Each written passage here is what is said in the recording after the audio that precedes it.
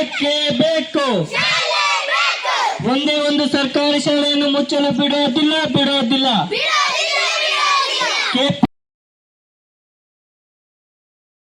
Madam, ಈಗ government ಸ್ಕೂಲ್ಗಳನ್ನ close ಮಾಡಿಬಿಟ್ಟು private ಸ್ಕೂಲ್ನ ಮರ್ಜ್ ಮಾಡಬೇಕು ಅಂತ ಹೇಳ್ತಿದಾರಲ್ಲ, KPSC ಸ್ಕೂಲ್ ಅಡಿನಲ್ಲಿ ಇವಾಗ ಮರ್ಜ್ ಮಾಡ್ತಾರೆ. ಸರಿ ಆಯ್ತು, ಒಪ್ಕೊಂತೀವಿ ನಾವು.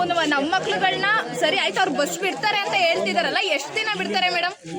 ಇವಾಗ SDMC ಅಧ್ಯಕ್ಷರುಗಳು ಅವ್ರ ಕೈಯಾರೆ ದುಡ್ಡು ಕೊಡಕ್ಕೆ ಅವ್ರು ಎಷ್ಟೋ ಜನ ತುಂಬಾ ಪೂರ್ ಪೀಪಲ್ಸ್ ಇರ್ತಾರೆ. ಇವಾಗ ಅವರು ರೈತರು ಅವ್ರ ಮಕ್ಳನ್ನ ಗೌರ್ಮೆಂಟ್ ಸ್ಕೂಲ್ಗಳಲ್ಲೇ ಓದಿಸ್ತಿರ್ತಾರೆ. ಮತ್ತೆ ಅವ್ರ ಮನೆಯಿಂದ ಕೊಡಕ್ಕೆ ಅವ್ರು ಎಲ್ಲಿಂದ ತರ್ತಾರೆ? ಅವ್ರಿಗೆ ಆದಾಯ ಎಲ್ಲಿ ಬರ್ಬೇಕು? ಇವಾಗ ನಮ್ದು ಟ್ಯಾಕ್ಸ್ ತಗೊಂತಿದಾರಲ್ವಾ, ಒಂದ್ ಬೆಂಕಿ ಪುಣ್ಣ ತಗೊಂಡ್ರು ಅದ್ರಲ್ಲಿ ಇಷ್ಟು ಅಂತ ಟ್ಯಾಕ್ಸ್ ಇರುತ್ತೆ, ಒಂದ್ ಹಾಲ್ ಪ್ಯಾಕೆಟ್ ಮೇಲೂ ಇಷ್ಟು ಅಂತ ಟ್ಯಾಕ್ಸ್ ಇರುತ್ತೆ. ಆ ಟ್ಯಾಕ್ಸ್ ಎಲ್ಲ ಏನ್ ಮಾಡ್ತಿದ್ದಾರೆ government?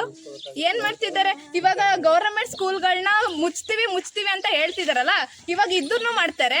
Next KPSC school open ಮಾಡ್ತಾರಲ್ವಾ, ಅದನ್ನು ಕ್ಲೋಸ್ ಮಾಡ್ತಾರೆ. ಅವಾಗ ಟೋಟಲ್ ಪ್ರೈವೇಟ್ ಮರ್ಜ್ ಮಾಡ್ತಾರೆ ಮೇಡಮ್. ಅವಾಗ ಪ್ರೈವೇಟ್ ಮಕ್ಳು ಇವಾಗ ಇಷ್ಟನ್ನೇ ಕೊಟ್ಟು ಓದಿಸ್ತಿದ್ದೀರಲ್ವಾ, ಇನ್ನೊಂದು 5-10 ಸಾವಿರ ಜಾಸ್ತಿ ಕೊಟ್ಬಿಟ್ಟು ಪ್ರೈವೇಟ್ ಸ್ಕೂಲ್ಗಳಲ್ಲೇ ಓದಿಸಿ ಅಂತ ಕೇಳ್ತಾರೆ ಅವರು. ಅವಾಗ ಹಂಗೆ ಕೇಳಿದಾಗ ಇವಾಗ ಎಷ್ಟೋ ಜನ ಮಕ್ಳುಗಳು ಬಡ ಸ್ಕೂಲು ಮತ್ತೆ ಇವಾಗ ಬಡ ವಿದ್ಯಾರ್ಥಿಗಳಿಗೆ ಅಂತಾನೆ ಅಲ್ವಾ ಗೌರ್ಮೆಂಟ್ ಸ್ಕೂಲ್ ಅಂತ ಮಾಡಿರೋದು. ಅವ್ರುಗಳೇ ಪ್ರೈವೇಟ್ ಸ್ಕೂಲ್ಗೆ ಹೋಗಿ ಓದಂಗಾದ್ರೆ ಮತ್ತೆ ಇನ್ನು ಎಲ್ಲಿ ಮೇಡಮ್ ಸರ್ಕಾರ ನಮ್ಗೆ ಏನು ಸವಲತ್ತು ಒದಗಿಸುತ್ತೆ? ಏನು ಕೊಡುತ್ತೆ ಸರ್ಕಾರ ನಮಗೆ? ನೀವು ಏನು ಓದ್ತಿರೋದು? ನಾನು ಜರ್ನಲಿಸಮ್ ಸ್ಟೂಡೆಂಟ್. ನಿಮ್ಮ ಹೆಸರು? ಅರ್ಚನಾ.